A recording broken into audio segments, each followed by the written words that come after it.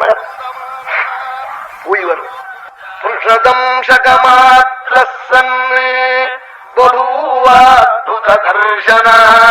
தேட போறார்.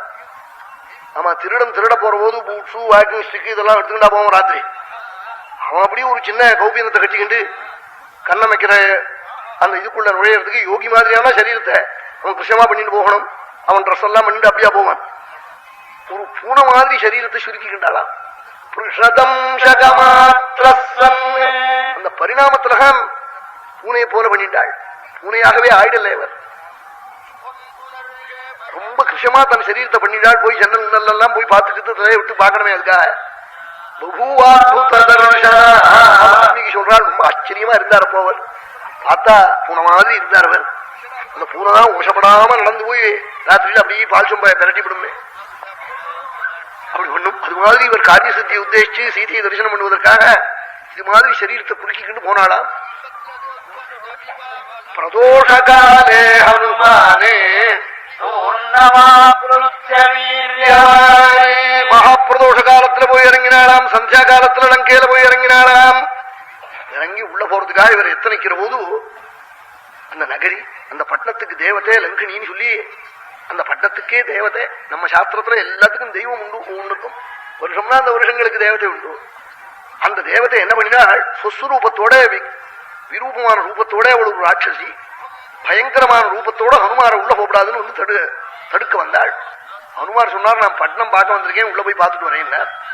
மாம நிர்ஜித்யது புத்த, என்ன ஜெயிக்காம நீ உள்ள போகக்கூடாதுன்னாலாம் அவள். ஹனுமார போய் துர்புத்தேன்னாள். சத்புத்தியே அவரை நினைச்சவாளுக்கெல்லாம் கிடைக்கும், சத்புத்தி கிடைக்கும். அவரை போய் துர்புத்தேனாளாம் லங்கினி. என்ன ஜெயிக்காம உள்ள போகக்கூடாதுன்னு கத்தினாளாம்.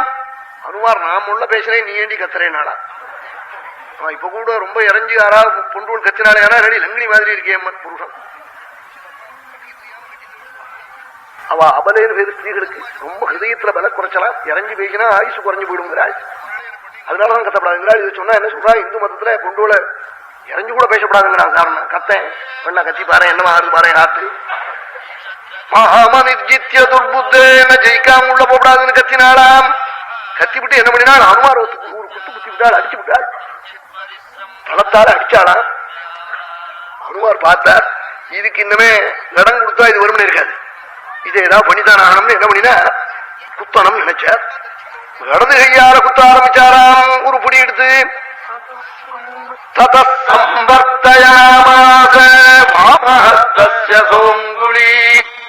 இடது கையால போய் குத்த ஆரம்பிச்சாராம்.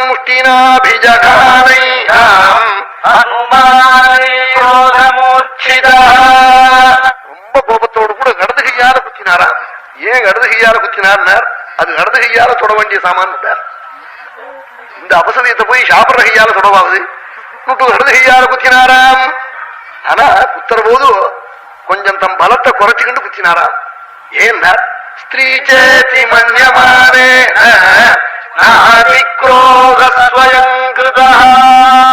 சொல்லி கருணையா. அவ நம்ம தேசத்து ஸ்திரீயா இல்ல நமக்கு ஏதாவது அவளிடத்துல பாந்தவியம் உண்டா?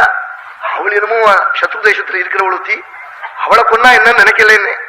சாஸ்திரம் நம்ம ஊருக்கு ஒண்ணு இன்னொருத்தருக்கு கொண்டா இருக்குமோ? நம்ம ஊர்ல இருக்கிறவளை கொல்லப்படாது, நம்ம ஊர்ல இருக்கிறவன் தீர்த்தம் காட்டா தான் கொடுக்கணும், அயல் தேசத்துக்காரன் வந்து தீர்த்தம் காட்டா கொடுக்கக்கூடாதுன்னு நாம் சொல்றது இல்லை. ஆமா, நாம் அந்நிய மதஸ்தனை கூட நீ இங்க வான்னு சொல்றது இல்லைன்னு. நீ அங்க இருந்தே க்ஷேமத்தடையலாம், எங்களுக்கு தொந்தரவு பண்ணாமல் இருந்தாலே நீ நல்லா இருப்பேன்னு சொல்றதை தவிர்த்து இங்க வான்னு கூப்பிடுறதும் இல்லை, போறவனை பத்தி கவலைப்படுறதும் இல்லை. என்ன இந்த பதற மூட்டை எங்க இருந்தா என்ன? என்ன ஆள் கூட்டத்தால இல்லை நம்ம மதம், அனுஷ்டிக்கிறவனால இருக்கிறது நம்ம மதம். நம்ம 10 சாதுக்கள் தெய்வம் உண்டுன்னு பகவன் நாம சொல்லி சுவாமி நமஸ்காரம் பண்ணிட்டு இருந்தா நம்ம மதம் உசந்து போயிடும். சில மதத்துக்கு ஆள் கூட்டம் வேணும், சில மதத்துக்கு நிறைய பணம் வேணும். நம்ம மதத்துக்கு செய்யற வாழ்தான் தேவை. வெறுமனை பேசுறவன் மட்டும் போறாது. நம்ம மதத்துக்கு ஏதாவது சுவாமி இருக்கான்னு அவனை அப்படி மனதினால் ஒரு தியானமோ நமஸ்காரமோ ஸ்தோத்திரமோ பூஜையோ அவரவர்களால முடிஞ்சதை செஞ்சுட்டு இருக்கணும். செய்ய வேண்டிய மதமா போயிட்டு அதனால சேம்பேரிக்கு நம்ம மதத்தை கண்டா கூட பிடிக்கல. நம்ம சேம்பேரிகளுக்கு இது இடம் இல்லாமல் இருக்கு நம்ம மதத்துல, இந்து மதத்துல. ஸ்திரீன்னு சொல்லிவிட்டு லங்கையில இருக்கிற ஒரு ராட்சசிய நாதி குரோத ஸ்வயங்கிருதாங்கிறாள். ரொம்ப கோபத்தை அடக்கிக்கிண்டு முள்ள குத்தினாரா. இந்த குத்துல அவன் என்னமா ஆனாள்? பம்பரஞ்சித்ரா போல சித்தினாள். கீழே விழுந்து சித்தினது மட்டும் வந்தீங்களே விழுந்திருந்து, அப்பா நீ வாவி புத்திரனும் இல்லையோ கேட்டாள். என்னமா உனக்கு தெரிஞ்சது என்னன்னு கேட்டார் இவர். பிரம்மானுக்கு வரம் கொடுத்திருக்காராக்கம்.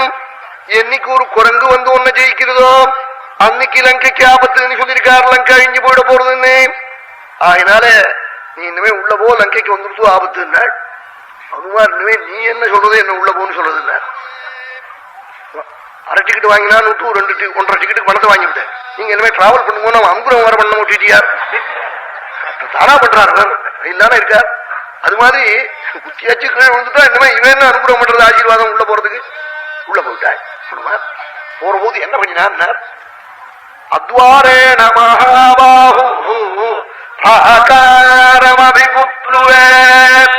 நன்னா இருக்கணும்னு எந்த ஆத்த நினைக்கிறோமோ அந்த ஆத்துக்கு போகும்போது வழியோட போகணும். செவரேறி குதிச்சு போகக்கூடாது. ஹனுமார் என்ன பண்ணாரா, ஒரு பிராகாரத்துல ஏறி மதல்ல ஏறி குதிச்சு உள்ள போனாராம்.